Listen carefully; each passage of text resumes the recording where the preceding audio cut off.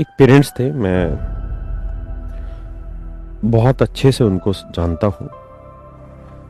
उनकी शादी हुई, मतलब मियाँ बीवी, एक लड़का एक लड़की, उनकी शादी हुई, पति पत्नी बने।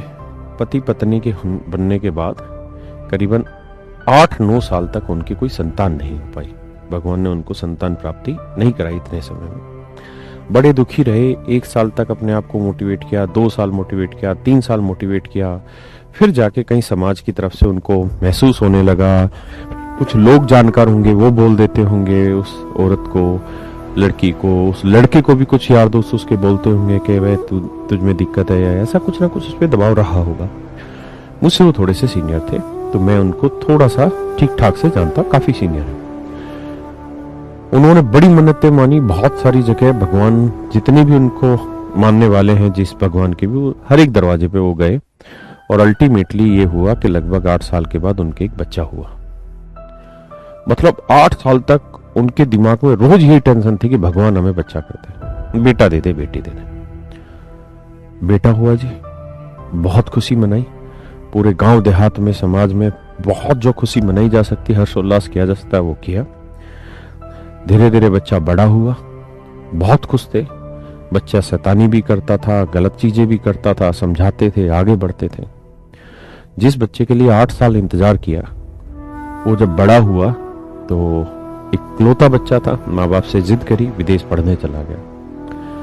और कुछ साल पहले ही मुझे पता चला कि उस लड़के ने अपने आप से ही विदेश में किसी लड़की से शादी कर ली।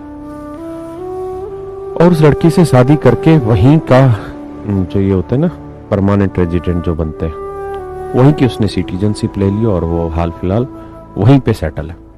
शायद यूरोप की कोई कंट्री है जहां पे वो सेटल है। माँ बाप बेचारे अकेले, दोनों वृद्ध अवस्था में आ गए हैं। अब रोज ये सोचते हैं काश ना हुआ होता तो अच्छा था, जो हमें इस अवस्था में छोड़ दिया। हाँ, नागरिकता जो ले लेते हैं, बिल्कुल ठीक, तो सिटीजनशिप बिल्कुल, शायद यूरोप में कोई कंट्री है। मैंने कभी बहुत ज्यादा पूछने की कोशिश नहीं की, क्योंकि जितना पूछेंगे उतना उनको दुख होता है।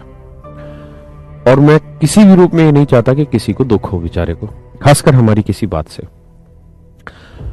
हाल फिलहाल मतलब ये है कि वो जीवन से बिल्कुल दुखी हैं, उदास हैं।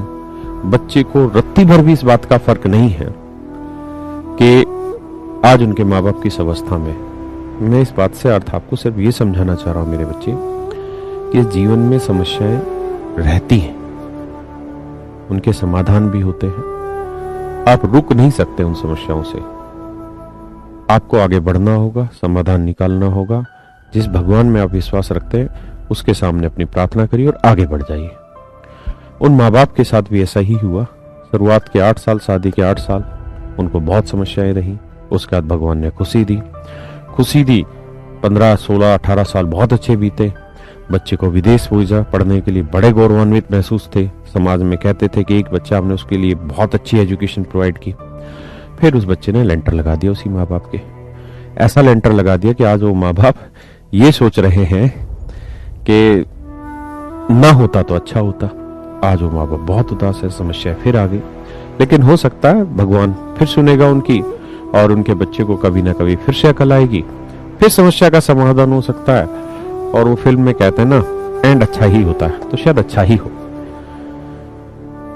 सर, आप उनके यहाँ मेरे को भेज दो, मेरे परिवार वाले मेरे से परेशान है भाई। सबके परिवार वाले सबसे परेशान है, सबकी पत्नियां सबसे परेशान है, सबके पति पत्नियों से परेशान है। लेकिन इस बात का अंदाजा आपको मुझे तब आएगा जब वो शख्स ना हो, है ना। तो मेरा सिर्फ और सिर्फ आपको समझाने का मतलब ये, समस्याएं थी, समस्याएं हैं, समस्याएं आएंगी। आप किसी भी स्तर को पालेंगे, समस्या रहेंगी। जीवन उन समस्याओं से सुलझ के, संघर्ष करके आगे बढ़ने का नाम है। आप ऐसा करते रहिए, समस्याओं का समाधान निकालिए और आगे बढ़िए। आइए मेरे प्यारे बच्चों,